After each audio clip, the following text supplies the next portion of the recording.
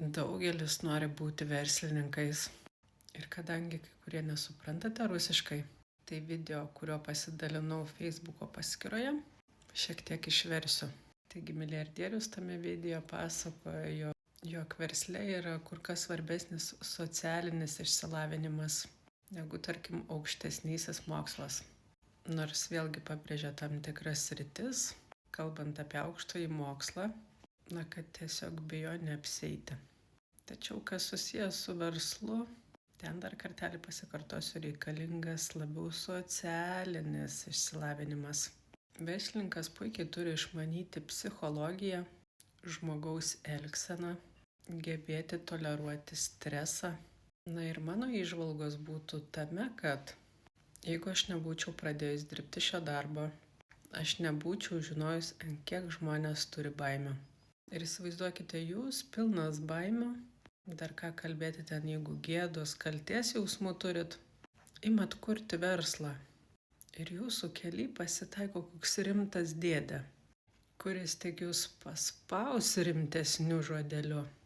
Ir viskas, ir jau bijot. Arba jumis gal šiek tiek pagėdins, kalties jausmą sukels. Ir jau jumis galima manipuliuoti skersai ir išilgai. O ką kalbėti, kad kai kurie neturit kiaušių užsiauginę tvirtų, kurie negebat išlaikyti savo kelio, metat viską pusiaukelėje nepasiekę tikslo. Charakterio neturit užsiauginę, ištižę. Kokie jūsų socialiniai įgūdžiai? Reikalai yra tvarkomi kalbėjimo būdu, o kiek iš jūsų bijot pasakyti, kai to labai reikia.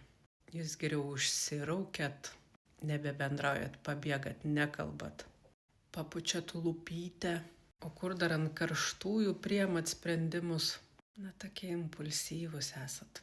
Jeigu viską labai supaprastinus, įsivaizduokit, jūs esat viduj vaikas, kuris galvoja įgijęs aukštą išsilavinimą, yra labai protingas.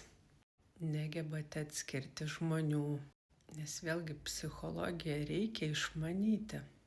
Reikia mokėti vesti derybas.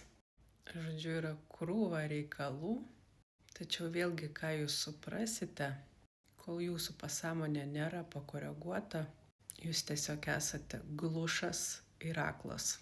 Gyvenat, kitaip sakant, kaip su dėže ant galvos. Bet vėlgi pasikartosiu, kad tą suprasti, tai reikia patirti tai. O ne su praktiškai neveikiančiu kompiuteriu dar kažkokį komentarą piktą rašyti. Gražaus gyvenimo ir iki.